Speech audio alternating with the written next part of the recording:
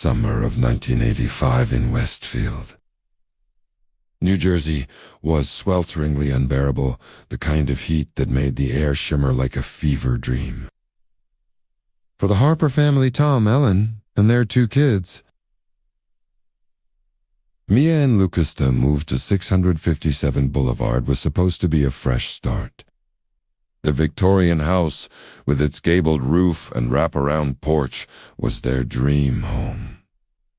Bought with every dime of their savings, but from the moment they crossed the threshold, something felt wrong, like the house was holding its breath, waiting.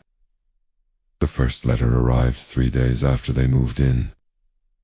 Ellen found it in the mailbox, a plain white envelope with no stamp, no return address, just their last name scrawled in jagged black ink. Harp. Inside was a single sheet of paper, typed in an old-fashioned font, as if pecked out on a typewriter. The words sent a chill down her spine. Dear new occupants of 657 Boulevard, welcome to my home. I am the Watcher. I've guarded this house for decades, as my father did before me, and his father before him. You are not welcome here.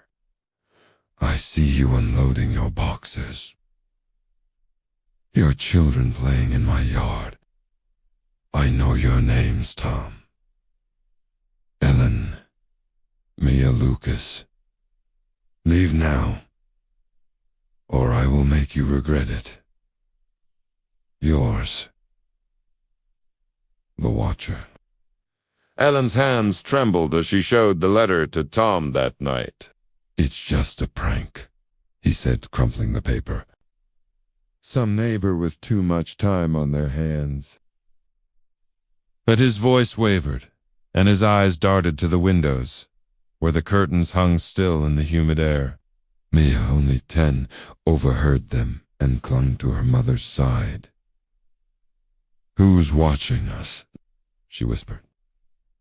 Lucas, 7, just stared at the floor, clutching his toy truck like a lifeline. The Harpers tried to dismiss it. They locked the doors, checked the windows, and told the kids to stay close.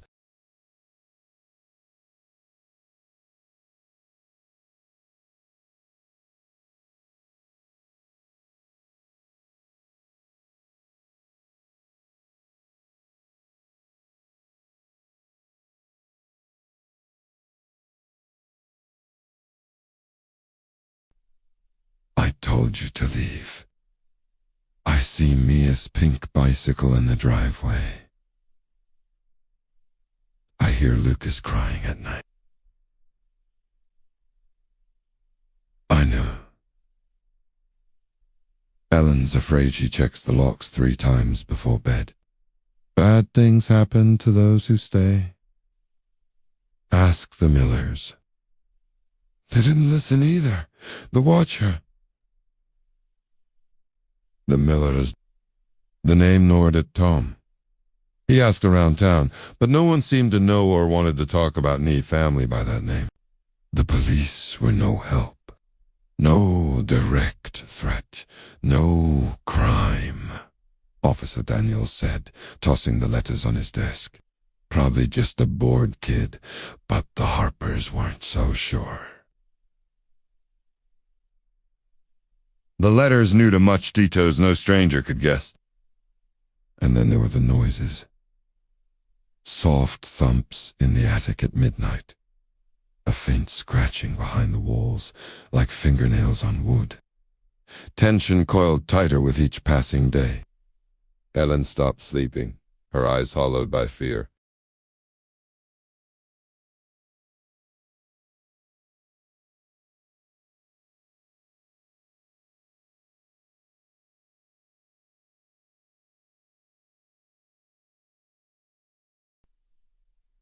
You're stubborn, Harpers. I admire that. But it won't save you. The house demands loyalty. And you're intruders. I've watched it claim others. The miller screamed when the walls bled. "You'll scream too. I'm closer than you think. Look behind you." The Watcher. Ellen dropped the letter, spinning around, her heart hammering. The kitchen was empty, but the air felt thick, like someone had just left. She screamed for Tom, who rushed in, his face pale. "We're leaving," he said, his voice breaking. "Tomorrow. I don't care about the money." But that night, chaos erupted. At 2 a.m., the power cut out, plunging the house into darkness. A low hum vibrated through the floorboards, like a heartbeat. Mia's scream pierced the silence, and the Harpers stumbled upstairs to find her door ajar, her bed empty. Mia Ellen shrieked, tearing through the house. They found her in the attic, curled in a corner, eyes wide with terror. "He was here," she sobbed. The man with no face. Tom swept her into his arms, but as they turned to leave, the attic door slammed shut. The hum grew louder, shaking the walls. Ellen clawed at the door, but it wouldn't budge. Lucas whimpered, pointing to the attic's far wall, where a faint red glow pulsed. Words appeared, scrawled in dripping crimson. "You were warned." The family pounded on the door. Ellen's nails broke as she scratched at the wood, her mind fracturing. Tom threw his shoulder against the door, desperation fueling his strength. Finally, it burst open, and they tumbled into the hallway, gasping. The hum stopped. The house was silent. They fled to a motel, leaving everything behind. The next day, Tom returned with the police to retrieve their belongings. But the attic was empty. No red glow. No writing. The officers exchanged skeptical looks, but Tom noticed something. A loose floorboard. Beneath it was a small, rusted box containing yellowed papers, dates, letters, and a photograph of a family labeled the 1957. The parents and 2 children stared blankly at the camera, their faces unnaturally pale. Back at the motel, Ellen pored over the papers while the kids slept. The deeds showed the house had changed hands every few years, each family leaving abruptly.